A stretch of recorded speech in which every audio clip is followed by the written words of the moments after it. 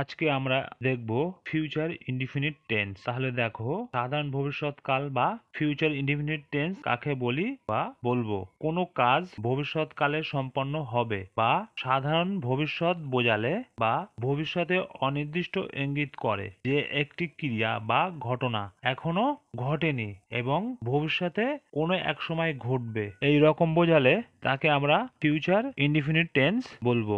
এই উদাহরণগুলো দেখো, সে টেলিভিশন বা টিভি দেখবে। আমি বাড়ি যাব, সে কাজটি করবে। আমরা মাঠে খেলা করব, তোমরা কাল দেরিতে আসবে। এই উদাহরণগুলি দেখো, এই উদাহরণগুলি ইঙ্গিত করে যে যে দেখার, যাবার, করার, খেলা করার, আসার এই ক্রিয়াগুলি এখনো ঘটেনি, ভবিষ্যতে ঘটবে, তাই বলছে। এই সেন্টেন্স দেখো, সে টেলিভিশন বা টিভি দেখবে। দেখো, এই সেন্টেন্সে বলছে যে দেখা ক্রিয়াটি সে কিন্তু এখনো সম্পন্ন করেনি, সম্পন্ন করেনি, সে দেখবে, তার মানে এই ক্রিয়াটি ভবিষ্যতে সম্পন্ন হবে। ফিউচার ইনডিফিনিট টেন্সের গঠন কিরকম হবে?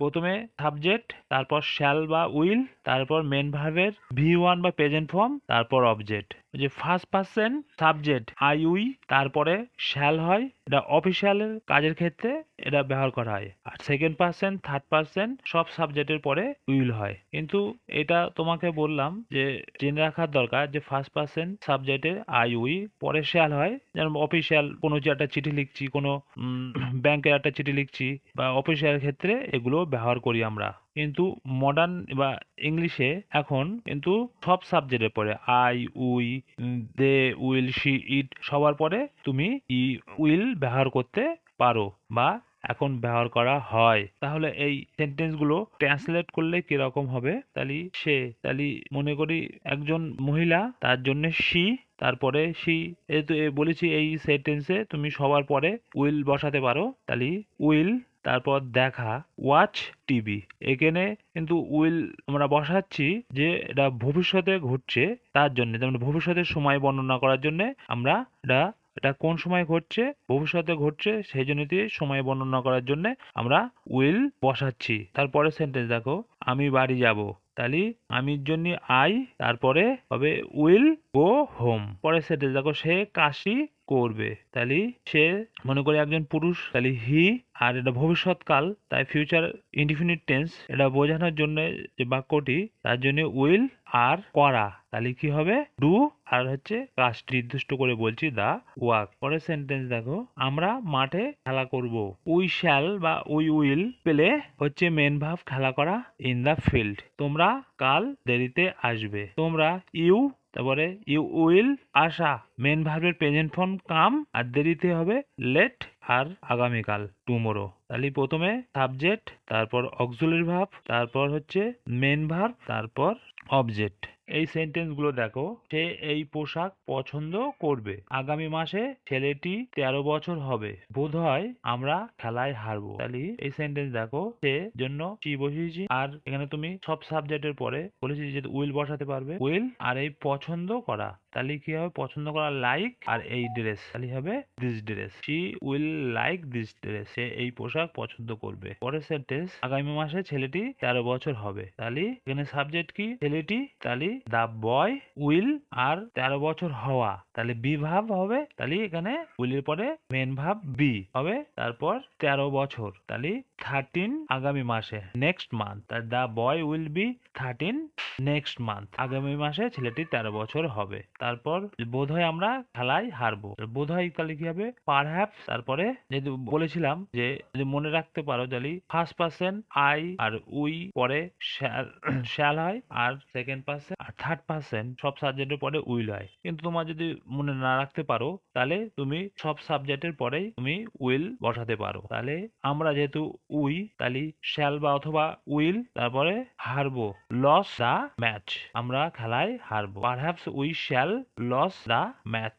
এই সেন্টেন্স গুলো দেখো, যে শ্যাল আর উইল এর বিশেষ ব্যবহারগুলি বক্তা যখন প্রতিজ্ঞা বা প্রমিস, দৃঢ় সংকল্প বা ডিটারমিনেশন, আদেশ বা কমান্ড, উপদেশ বা অ্যাডভাইস, ভীতি প্রদর্শন বা থ্রেট, এইগুলি প্রকাশ করতে কি হয়, ফার্স্ট পার্সন হচ্ছে আই আর উই এর সঙ্গে উইল হবে, এবং সেকেন্ড ও থার্ড পার্সন এর সঙ্গে শ্যাল ব্যবহার করা হয়। এই সেন্টেন্স গুলো দেখো, যে প্রত্যেকগুলোই বলছে যে প্রতিজ্ঞা, নাই দৃঢ় সংকল্প, নাই আদেশ, নাই উপদেশ, নাই ভীতি প্রদর্শন, যে আমরা সাফল্য লাভ করবই। তাহলে এরা প্রতিজ্ঞাবদ্ধ, প্রতিজ্ঞা করছে যে আমরা সাফল্য লাভ করবই, বা আমি গরিবদের সাহায্য করব, এটা প্রতিজ্ঞাবদ্ধ। আমরা তাকে শাস্তি দেবই, এটা কি দৃঢ় সংকল্প, বা বলতে পারো আমি বইমেলায় যাবই, যে আমি সংকল্প করে নিয়েছি আমি বইমেলায় বেড়াতে যাব। তাই এই সেন্টেন্স গুলো ট্রান্সলেট করলে কিরকম হবে, কি বলেছিলাম যে ফার্স্ট পার্সন, যে আই আর উই, পরে উইল বসবে, তাহলে আমরা সাফল্য লাভ করবই, তাহলে হবে আমরা উইল সাকসিড, আমরা সাফল্য লাভ করব। আমি গরিবদেরকে সাহায্য করব, তাহলে আমি জন্য আই, তারপর উইল, তারপর হেল্প হচ্ছে সাহায্য করা, তারপর আমরা তাদেরকে শাস্তি দেবই, দৃঢ় সংকল্প বা ডিটারমিনেশন, তাহলে আমরা জন্য উইল শাস্তি দেওয়া, পানিশ, আর তাকে হিম, তাহলে প্রথমে we subject, will auxiliary, punish হচ্ছে ভার্বের প্রেজেন্ট ফর্ম, আর হচ্ছে হিম হচ্ছে অবজেক্ট। আমি বইমেলায় যাবই, তাহলে I will visit the book fair, I subject, will auxiliary, visit main verb, the book fair object. এই সেন্টেন্স গুলো দেখো যে তাকে এটি করতেই হবে, তাহলে তাকে আদেশ করা হচ্ছে, তাহলে হবে তাকে হি, তারপরে যে বলেছিলাম সেকেন্ড আর থার্ড পার্সনের পরে শ্যাল বসবে, তাহলে শ্যাল ডু দিস, যে হি শ্যাল ডু দিস। পরীক্ষার্থীরা 10টার মধ্যে পরীক্ষা গৃহে পৌঁছাবে, তার মানে তাদেরকে নির্দেশ দেওয়া হচ্ছে, তাহলে তা এক্সামিনি, তারপর শ্যাল হবে, তারপর পৌঁছানো বা পৌঁছবে, reach the examination hall before 10টার মধ্যে, পরীক্ষার্থীরা 10টার মধ্যে পরীক্ষা গৃহে পৌঁছাবে। তোমরা কখনো মিথ্যা কথা বলিবে না, তার মানে এই সেন্টেন্সটা কি বলছে, উপদেশ দিচ্ছে, তাহলে তোমরা ইউ, তারপর শ্যাল, তারপর কখনো বলছে নেভার নেগেটিভ, আর বলা টেল, আর মিথ্যা এ লাই, ইউ শ্যাল নেভার টেল এ লাই, তোমরা কখনো মিথ্যা বলিবে না।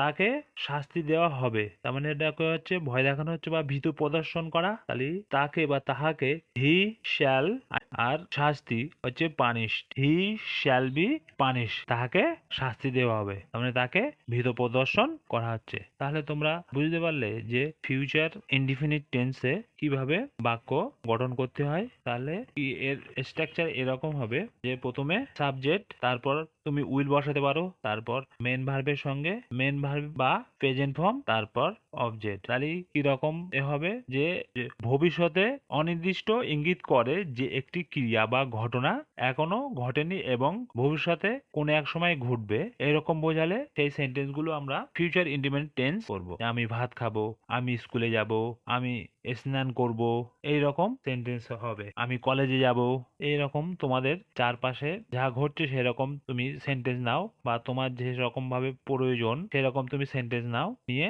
এই ফিউচার ইনডিফিনিট টেন্সের স্ট্রাকচার অনুযায়ী বসাও, তোমার দেখো বাক্য তৈরি যাবে, তাতে তুমি সহজেই সেন্টেন্স গঠন করতে পারবে। স্পোকেন ইংলিশের ক্ষেত্রে তোমার অগ্রগতি বা দ্রুততা বাড়বে। যদি ভিডিওটা ভালো লাগে লাইক, শেয়ার আর কমেন্ট করো। আজ এই পর্যন্ত।